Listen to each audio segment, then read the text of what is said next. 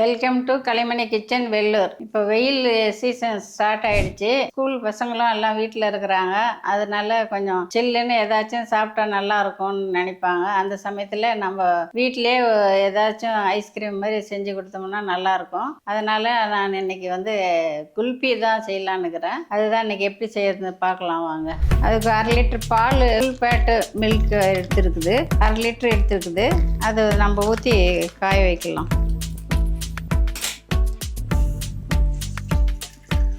சாதா பாலை விட கொழுப்பு இருக்கிற பால்னால் கொஞ்சம் டேஸ்ட் நல்லாயிருக்கும், சீக்கிரமாகவும் கெட்டி ஆகிடும். அதனால் இது ஊற்றி வச்சுருக்குது. இது நல்லா சுண்டி வரணும். 1/2 லிட்ரு இப்போ 1/4 லிட்டர் ஆகணும். பால் திக்காகிறதுனால நம்ம கிளறினே இருக்கணும், தொலைவினே இருக்கணும், இல்லைன்னா அடி பிடிச்சிரும். அதனால் இது நல்லா சுருங்கி ஒரு 1/2 லிட்டர் 1/4 லிட்டர் ஆகணும். அது மெதுவாக சுண்டணும். அதுதான் நேரம். இது மற்றதெல்லாம் சீக்கிரம் ஆகிடும். இதுதான் ஒரு 10 நிமிஷம் ஆகும். பால் சூடேறின்னு இருக்குது. இதில் குங்குமப்பூ ஒரு 10 பூ மாரி போட்டுக்குது.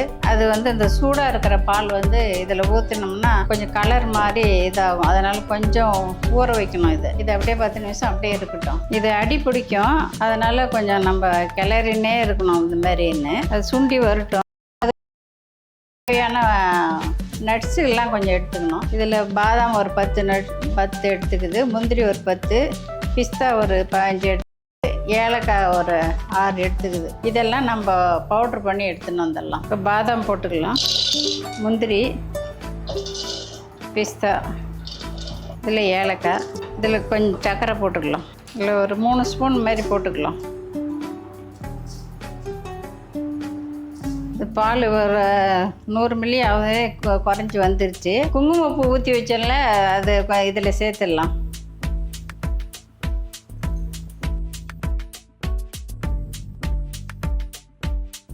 இது அரைச்சி எட்டுன்னு வந்தோம்னா நட்ஸ் எல்லாம் இப்போ அரைச்சோம்ல, அது நல்லா குறைன்னு அரைச்சிருக்குது. இந்த மாதிரி 1-2 அரைக்கணும், ரொம்ப நைஸாக அரைக்கக்கூடாது. அதை இதில் சேர்த்துக்கலாம்.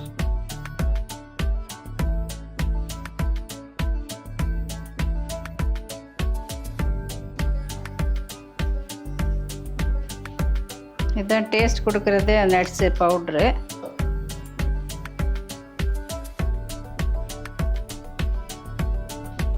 அதுக்கு மில்க் பவுட்ரு ஒரு பேக்கெட்டு, இது 10 ரூபா பேக்கெட்டு கடையில் கிடைக்கும். அது வாங்கி போட்டுக்கலாம். இல்லைன்னா பெரிய பேக்கெட்டு கூட ஊற்றிக்கலாம். ஒன்றும் இல்லை, வீட்டில் இருக்கிறத வச்சு கூட நம்ம செஞ்சுக்கலாம். இருந்தால் போடலாம், அப்படியே அத்தியாவசியமான ஒன்றும் இல்லை. இது போட்டோம்னா இன்னும் கொஞ்சம் டேஸ்ட்டு நல்லாயிருக்கும். இது 2 பேக்கெட்டு. இது கஸ்டர்ட் பவுட்ரு.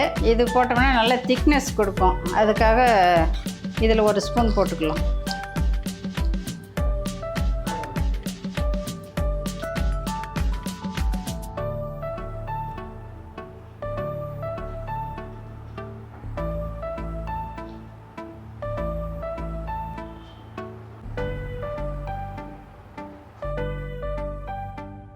இது மில்க் பவுடரும் கஸ்டர்ட் பவுடரும் பாலில் ஊற்றி கலந்துருக்குது. கட்டி இல்லாமல் இது மாதிரி நைஸாக கலந்துக்கணும். இப்போ இந்த பால்லையே சேர்த்துக்கலாம்.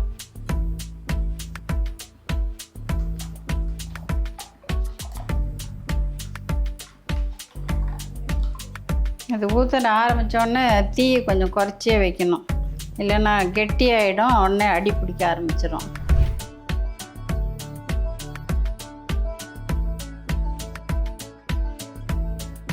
இது நல்லா திக்காகி குறைஞ்சி வந்துடுச்சு பால். இந்த ஸ்டேஜில் நம்ம ஆஃப் பண்ணிவிட்டு இறக்கி வச்சிடலாம். இது கொஞ்சம் நேரம் ஆறணும். ஆறினப்பினால நம்ம மோல்டில் ஊற்றி வச்சிடலாம். இது நல்லா ஆறி கெட்டி ஆகிடுச்சு.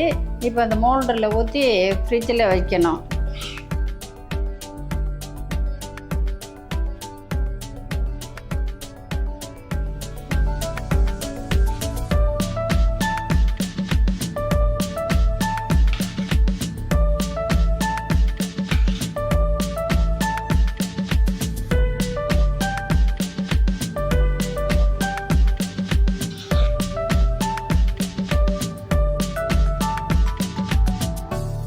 இது மோல்டு இருந்தால் மோல்டில் ஊற்றி வைக்கலாம். இல்லைன்னா நம்ம வீட்டில் இருக்கிற சின்ன டம்ளர், கப்பு அது மாதிரி வச்சுட்டு மேலே அலுமினியம் பாயில் போட்டு நம்ம ஒரு ஸ்டிக்கு வச்சு ஊற்றிக்கலாம். அதுமாரி கூட ஒன்று இல்லைன்னா செஞ்சு காட்டுறேன் இருங்க. அது மோல்டு இல்லைன்னா இந்த மாதிரி சின்ன டம்ளரு கப்பு இந்த மாதிரி எடுத்துகிட்டு இதில் நம்ம ஃபுல் பண்ணி வச்சுக்கலாம்.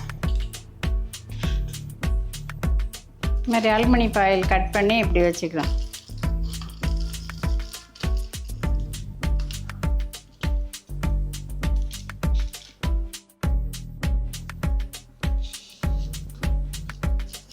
இதை வச்சு ஒரு 8 மணி நேரம் ஃப்ரிட்ஜில் வச்சிடலாம். அப்புறம் 8 மணி நேரம் கழிச்சு எடுத்து பார்க்கலாம். இது மோல்டில் ஊற்றி 8 மணி நேரம் ஆயிடுச்சு. நல்லா குல்ஃபி நல்லா ஃபார்ம் ஆகிடுச்சு. தண்ணியில் வச்சுட்டு எடுத்தோம்னா நல்லா வந்துடும் இது.